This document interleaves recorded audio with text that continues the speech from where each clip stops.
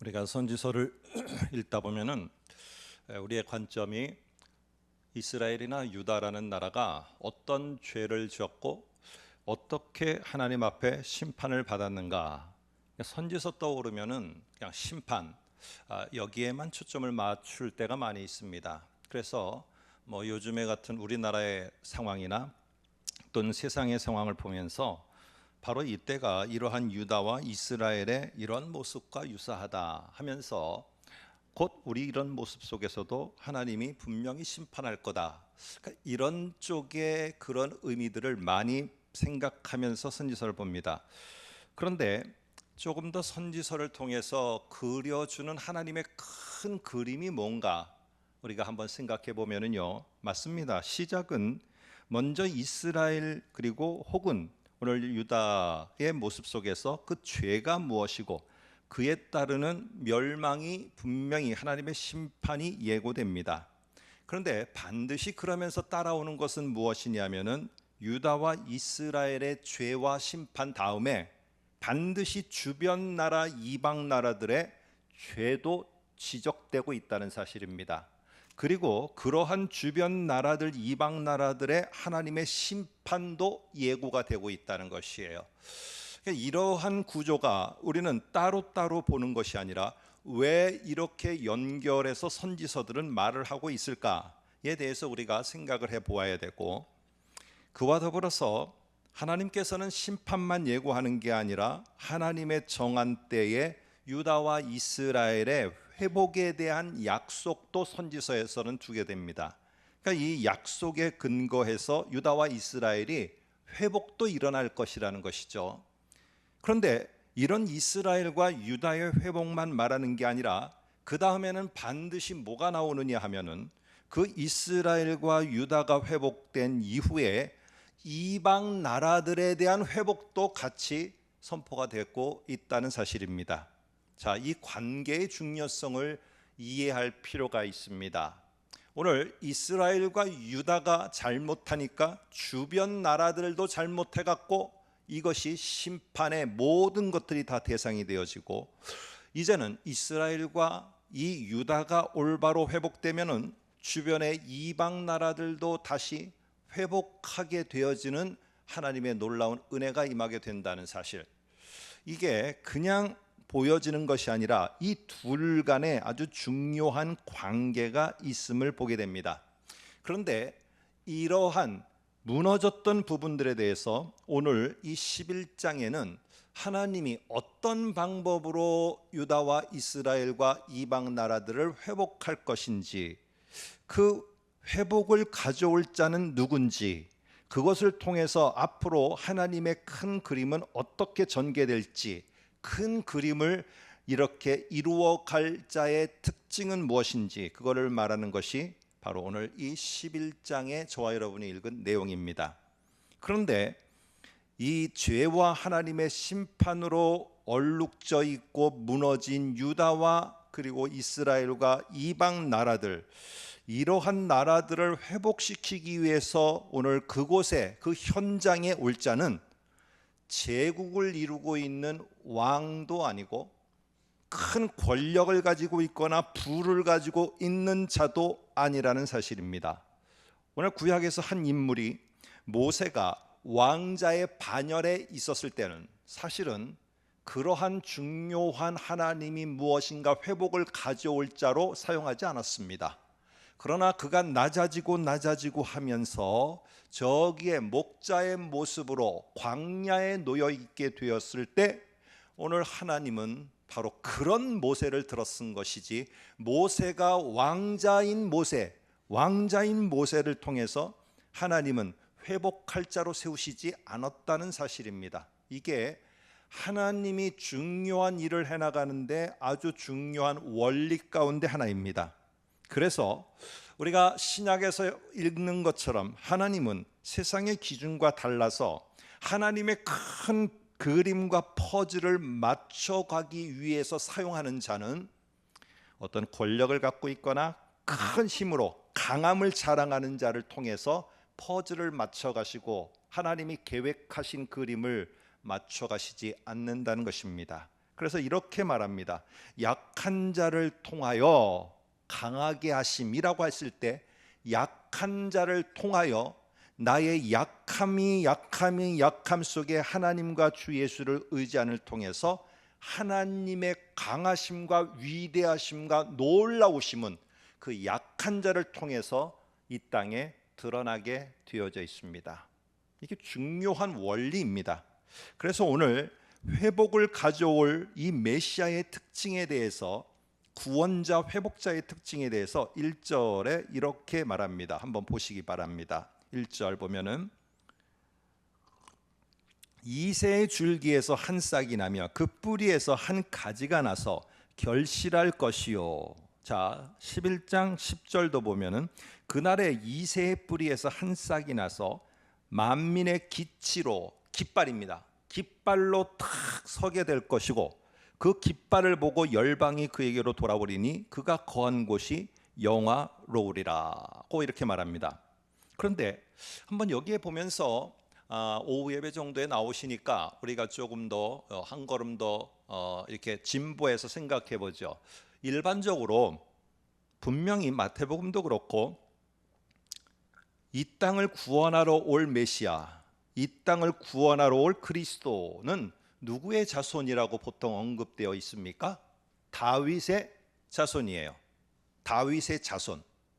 그런데 왜 오늘 이사야 11장은 다윗이 아닌 다윗의 아버지의 이름을 언급하면서 이새의 줄기, 이새의 그 한 후손, 거기에 나오는 한 싹, 오늘 이 이새를 언급하고 있느냐는 것입니다. 다윗이 더 익숙하고 이스라엘 백성들한테도 다윗이 더 익숙할 텐데 오늘 왜 이사야서 11장은 다윗의 후손과 자손이라 말하지 않고 그의 아버지인 이새의 후손을 말하고 있느냐 하는 것이죠.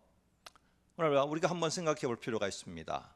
여러분, 오늘 이스라엘 유대 사회 속에서는 우리가 생각할 때 마태복음을 우리가 읽으니까 오늘 메시아는 고난당하는 왕이라고, 고난당하고 죽임을 당하는 그런 왕이다라고 우리는 이해를 이미 잘하고 있지만은 유대 사회 속에서는 이러한 메시아는 상상도 할 수 없는 것입니다. 절대로 상상이 안 되는 거예요. 어떻게 죽임을 당하는 게 메시아고 우리를 구원하기 위해서 그는 살아야 되고 그는 앞서서 더욱더 뭔가를 무찔러야 되는데 죽어버리면 어떻게 되는 거예요? 이게 무슨 구원자입니까? 이런 거는 그들 속에는 없는 것입니다. 그런데 다윗 왕과 같은 메시아라고 하면은 다윗의 후손이라는 말을 직접적으로 하게 되면은 오늘 특별히 이 시대의 이 사람들은 왕 같은 왕들 가운데서 메시아가 오는구나라고 이해를 하는 거예요. 그러면 하나님이 구원하시기 위해서 사용하는 방법과 사람은 특출한 사람, 왕 같은 사람, 제국을 이루는 사람, 다윗처럼 왕국을 이루는 사람, 이런 사람을 고대하며 그들은 그런 사람이 오기를 기다릴 수밖에 없습니다. 실제로 오늘 유대인들은 지금도 그럴 메시아를 기다리고 있는 것입니다. 그런 권력을 가지고 세계를 통치하고 세계를 무력으로다가 잠재울 수 있는 그런 회복자, 그를 기다리고 있는 겁니다. 그런데 오늘 여기에 보면은 왕의 반열에서 왕 같은 자, 왕의 그 권위를 가진 자가 아니라 오늘 이새라는 말을 들어서 여기에 사용하고 있는 것은 볼품이 없는 아주 초라한, 볼품없는 한 농부에 불과한, 농부 정도밖에는 안 되는, 그 당시에는 수공업자들 참 무시했고 신약까지도 그랬으면 이런 별 볼품없는 그런 모습으로 너희를 구원할 자, 회복할 자가 올 것이라는 것을 말합니다. 볼품없는 그런 지역에서, 볼품없는 곳에서 태어나고 볼품없는 지역에서 활동하는 그 자가 바로 너희를 진정으로 회복시킬 자라는 것을 오늘 이 11장은 강조를 하고 있습니다. 여러분, 하나님께서 하나님의 큰 그림을 그려가는데 꼭 탁월한 사람, 정말 다양한 재주가 있는 사람, 그리고 탁월한 지식과 판단과 분별력이 있는 사람, 그런 사람들만 통해서 하나님의 능력이 나타나는 것은 아닙니다. 오히려 약하면 사람은 하나님을 붙잡습니다. 하나님을 전폭적으로 신뢰하는 그러한 자를 하나님은 쓰십니다. 여러분, 다윗을 쓴 이유가 무엇인 줄 아십니까? 왕이 되었어요. 다윗이 왕이 되니까 범죄를 했습니다.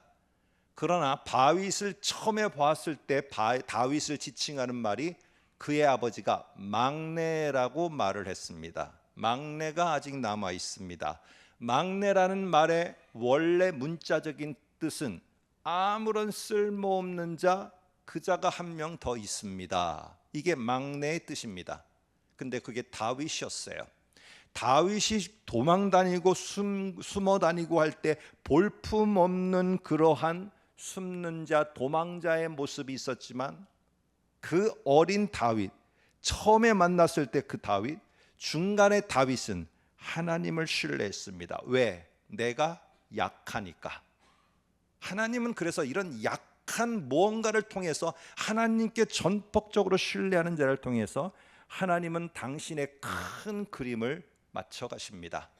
여러분, 오늘 여기에 보면은 한 싹이라는 게 무엇인지, 그 뿌리라는 게 뭔지, 한 가지가 뭔지 이렇게 단어별로 다 이 뜻을 찾으려고 하면은 이 말 1절과 10절에 나오는 이 말의 의도를 우리는 바로 파악할 수가 없습니다.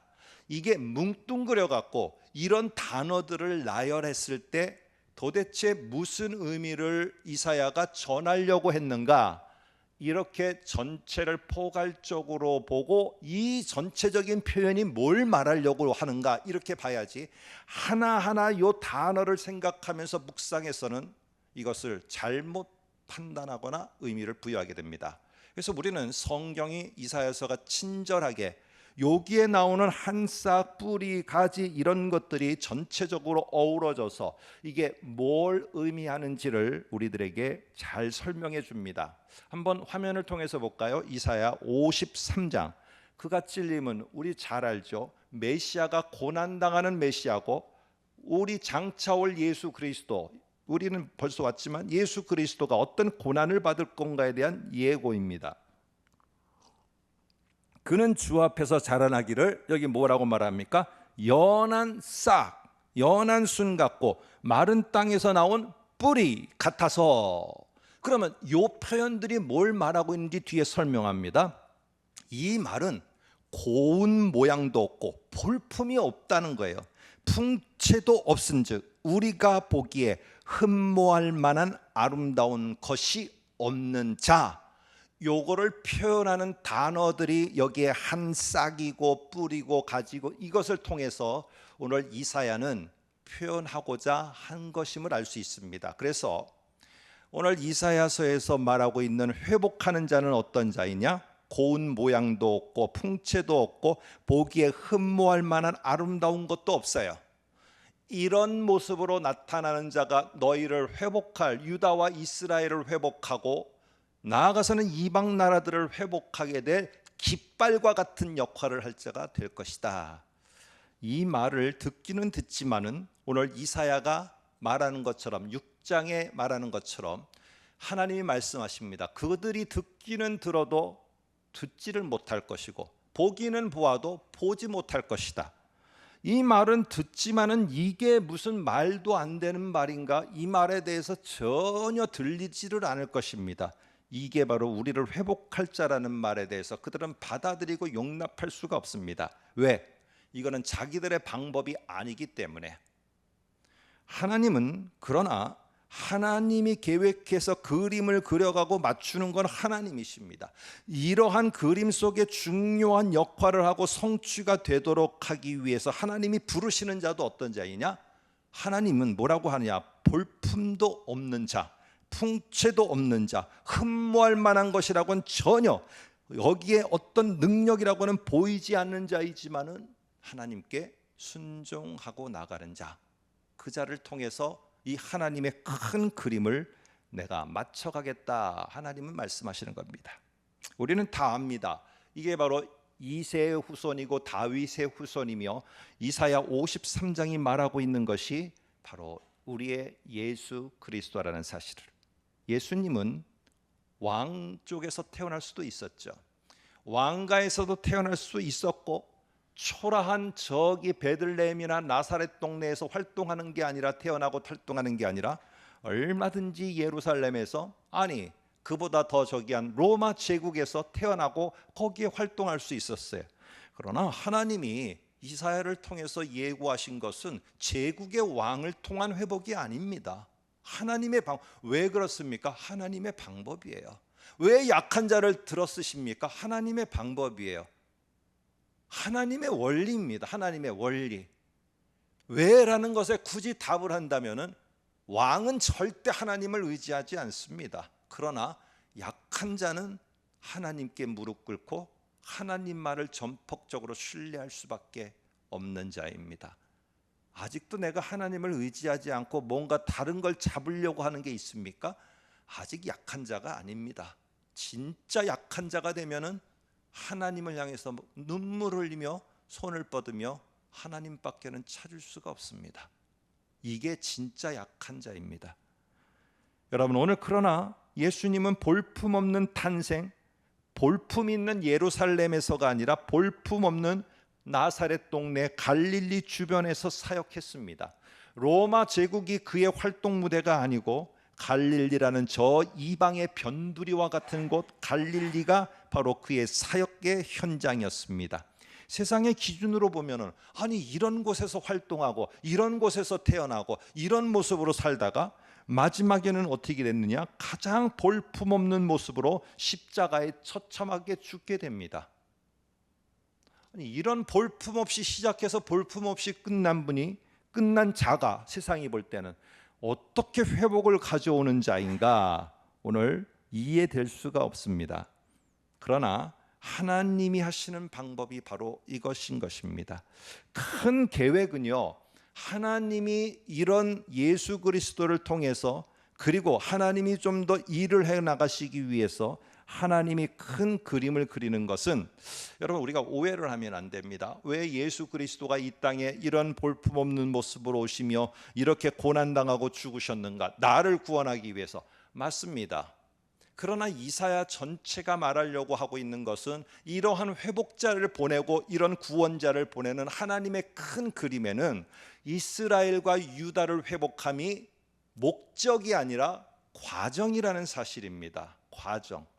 하나님의 더 깊은 뜻과 깊은 목적은 이방 열방 전체가 다 주 앞에, 하나님 앞에 돌아오게 되는 그날을 소망하며 그것을 위해서 그림을 그리시는 것, 이게 하나님의 큰 계획입니다. 그러기 위해서 유다와 이스라엘의 회복이 필요한 것이고, 오늘 나 같은 자의 회복이 필요하고, 나 같은 존재의 다시 일어남이 필요한 것입니다. 왜? 나를 다시 살리고 끝이라고요? 아닙니다. 살아난 나를 통해서 열방이 주께 찬양하며 돌아오는 일에 내가 볼품 없다고요? 상관없습니다. 내가 가진 것이 없다고요? 내가 약하다고요? 관계없습니다. 나에게 하나만 있으면 됩니다. 내가 주 앞에 무릎 꿇고 하나님을 의지하고자 하는 마음이 있으면은, 저기 지구 끝에 있는 자가 주 앞에 돌아올 수 있도록 하는데, 나 같은 자도 어떤 방법으로든지 어떤 모습으로든지 하나님은 들어 쓰시는 겁니다. 이게 이스라엘과 유다를 회복하고 나를 구원한 하나님의 큰 그림 가운데 일부라는 사실입니다. 한번 그러기 위해서는 유다와 이스라엘이 회복이 되어야 되는 거예요. 포로로 있는, 바벨론의 포로로 있는 유다가 돌아가고, 그 유다가 돌아갈 뿐만 아니라 무너진 이스라엘이 다시 유다와 함께 회복이 되어지고, 그들이 회복되어지는 것들을 통해서 다시 이방 나라가 그들을 통해서 회복이 되어지는 게 오늘 하나님이 갖고 있는 그림의 모습입니다. 그래서 반드시 회복은 이방 나라부터 회복하지 않습니다. 무너지는 것도 보게 되면은 실제로는 유다와 이스라엘이 먼저 무너지는 것처럼, 오늘 이방 나라가 먼저가 아니라 회복도 이스라엘과 유다가 회복됩니다. 12절을 보시면 이렇게 말합니다. 한번 볼까요? 여호와께서 열방을 향하여 기치를 세우시고 열방에 흩어져 있는 유다와 이스라엘 백성들을 향하여서 한 깃발, 회복을 가져올 자야 깃발로서 탁 꽂으며 이스라엘의 쫓긴 자들을 모으시며 땅 사방에서 유다의 흩어진 자들을 깃발 아래로, 그 회복시키는 자 아래로 다 불러 모으기를 시작합니다. 이게 우선입니다. 그리고 하나님은 방법은 이렇게 심판을 통해서 가차없이 흩어버리지만은 하나님은 회복할 자를 통해서, 오늘 그리스도 메시아를 통해서 다시 불러 모읍니다. 근데 불러 모아놓고 여기에 내가 불러 모은 게 너희들을 위한 것이다, 너희들 불러 모으는 게 최종 목적이다, 아니라는 것을 이사야는 말하고 있는 겁니다. 하나님은 흩어진 너희들을 한 깃발 아래 불러 모을 것이다. 예수 그리스도라는 깃발 아래 신약 시대는 다 열방에서 모여올 것이다. 그러나 이게 최종 목적은 아니라는 겁니다. 뭘 하기 위해서 불러 모으느냐? 다시 새로운 도약을 향해서, 열방을 향해 뻗어나가도록 하기 위해서, 다시 흩트기 위해서 오늘 하나님은 너희를 먼저 부를 것이다. 그러나 기억해라, 불림을 받았고 그리스도 안에서 한 깃발 안에서 너희가 응집이 됐을 때는 반드시 다시 열방을 향해서 흩어뜨리기 위해서 나는 불러 모은 것이다. 여러분, 그래서 12절에 이러한 부르심의 목적은 무엇이냐? 10절에 먼저 말합니다. 한번 볼까요? 그 하나님의 큰 그림은요, 회복도 좋고요, 내가 사업에 다시 일어섬도 좋고, 건강이 회복됨도 좋고, 내가 몰랐던 예수를 알아서 구원받은 백성이 된 거 다 좋습니다. 그러나 이거는 하나님이 그리시는 큰 계획에, 내 큰 퍼즐에, 내가 퍼즐의 한 조각이 됐다는 사실을 잊어버리면 안 돼요.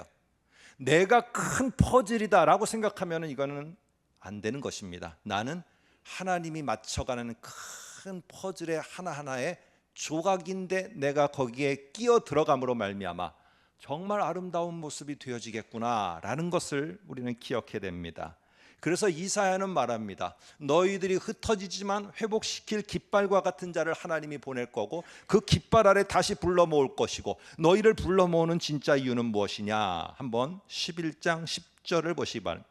그날에, 언제인지 모르지만은요, 그날에, 우리는 이게 예수 그리스도가 이 땅에 오신 그때인 걸 압니다. 그날에 이새의 뿌리에서 한 싹이 나서 이스라엘과 유다만 아니라 만민의 기치로 설 것이요, 깃발로 탁 설 것이고, 열방의 민족이 그 깃발 아래로 돌아올 것이다.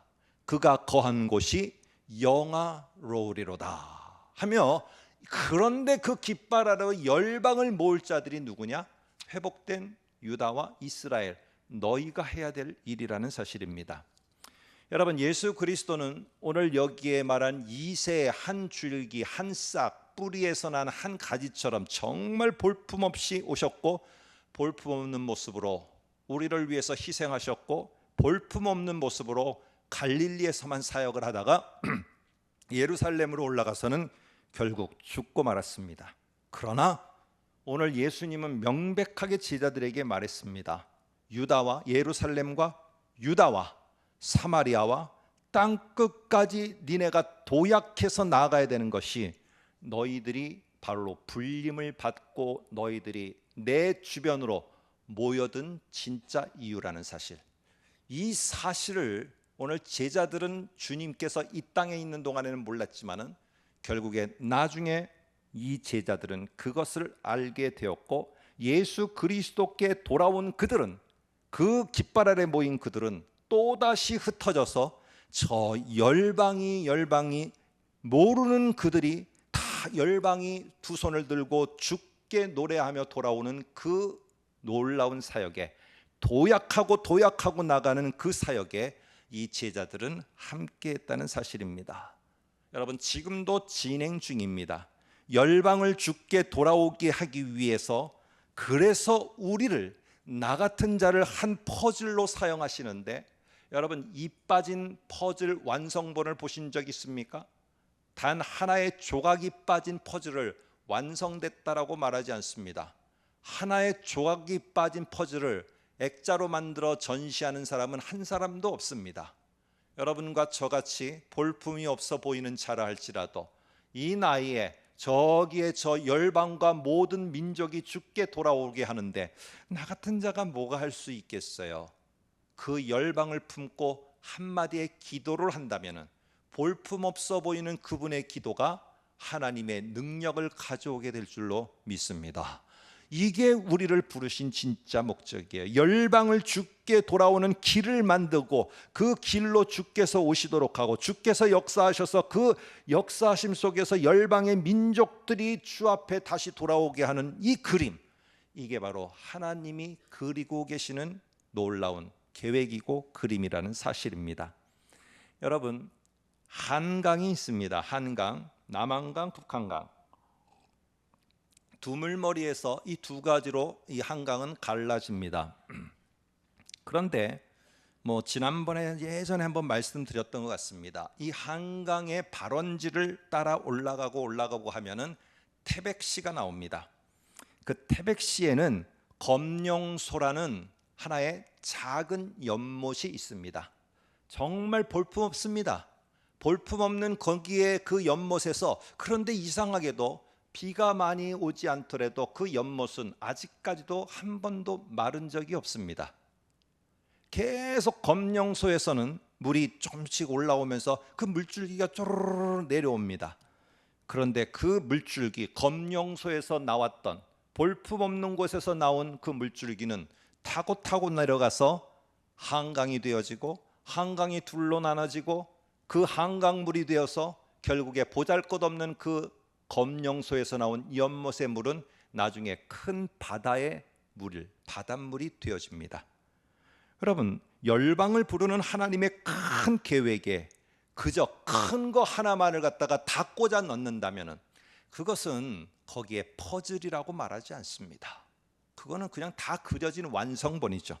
그러나 하나님은요, 그때마다 그 위치에 맞는 모든 자들을 주 예수 그리스도 앞으로 부르셨어요. 저와 여러분이 그 주 예수 그리스도 앞으로 이사야가 예언한 것처럼 불림을 받았다면은 열방이 주께 돌아오도록 하는 하나님의 그 놀라운 계획과 사역, 언제까지인지 모르지만 그 사역이 멈추지 않고 ing로 계속 진행되고 있다면은 저와 여러분들은요, 어떤 모습으로든지 내가 기도 노트에 단 한 번을 기록하고 기도를 하는 요거를 위해서 내가 지금 쓰임 받기 위해 하나의 퍼즐이 되었든지 어떤 모습으로든지 오늘 하나님은 저와 여러분을 열방이 주께 돌아오는 놀라운 계획을 성취하기 위해서 불렀다는 사실, 우리는 잊지 말아야 됩니다. 오늘 우리의 관심과 우리의 작은 섬김, 작은 이 관심, 작은 기도의 한마디가 어떤 열방에 있는 영혼을 주 앞에 돌아오게 할지 모릅니다. 그래서 우리의 작은 모습이라 할지라도, 약한 나의 모습이라 할지라도 우리는 그 자리에 멈춰 서 있지 않고 기도를 한 번 더 진일보하고 한 번 더 진일보하면서 내가 하나님 앞에 이 마음을 쏟는 걸 더 진일보하면서 계속 도약하는 모습을 가져야 되는 것, 이게 주님의 깃발 아래 모인 저와 여러분의 모습입니다. 여러분, 점점 오늘 제가 설교를 마친 거는 아닙니다. 오늘 오전에 우리 유성 교사님하고. 그런데 오늘 이 본문이 저에게 주어졌어요. 똑같이 마찬가지입니다. 저희는요, 이제 현지인 그 선교사로 인정을 하고 자기의 민족에게 가게 하고 그 민족 속에서 자기들이 선교적인 일을 감당하도록 해야 될 때가 점점 옵니다. 이제는 내가 가지 않더라도, 내가 못 가더라도 현지인들이 더 거기서 자기가 선교적인 마인드를 가지고 일터에서, 자기의 지역에서 자신들의 모습으로 애쓰려고 하고 있습니다. 중국 땅이 그렇고요, 네팔 땅이 그렇고 또 다른 땅들이 그렇습니다. 어떻게 중국 땅의 그 젊은 시절을 갖다가, 청춘을 갖다가 10여 년 동안 그 작은 무리를 갖다가 사역하겠다고 전생의 젊음을 다 거기다가 불사르는, 여러분, 이런 자들이 지금 어디에서 우리가 쉽게 찾아볼 수 있겠습니까? 이 땅에서. 그러나 그들은 그렇게 하고 있습니다. 저와 여러분들 세대의 이 청소년 때, 젊은 시절 때 가졌던 불타오르던 열정보다도 훨씬 더 열정과 희생을 통해서 그들은 그들의 민족을 위해서 10여 년 동안 먹을 거 못 먹고 누릴 거 못 누리며 애쓰고 있는 모습입니다. 오늘 그런 모습의 사람들을 하나하나 세워가는 거 별것 아닌 것 같지만 이게 바로 우리를 주 예수의 깃발 아래 부르신 하나님의 중요한 목적이라는 사실을 꼭 기억하시면서 오늘 저와 여러분이 하는 짧은 기도와 내가 하는 짧은 관심 하나가 열방을 주께 돌아오는 길을 연 놀라운 그런 능력이 나타나는 순간인 것을 기억하면서 오늘 우리 모두가 볼품없는 사람들이 아니라 하나님께는 볼품 있는 능력을 가져오는 사람들이라는 사실을 꼭 기억하시면서 살아가는 저와 여러분 되시기를 소망합니다. 함께 기도하겠습니다.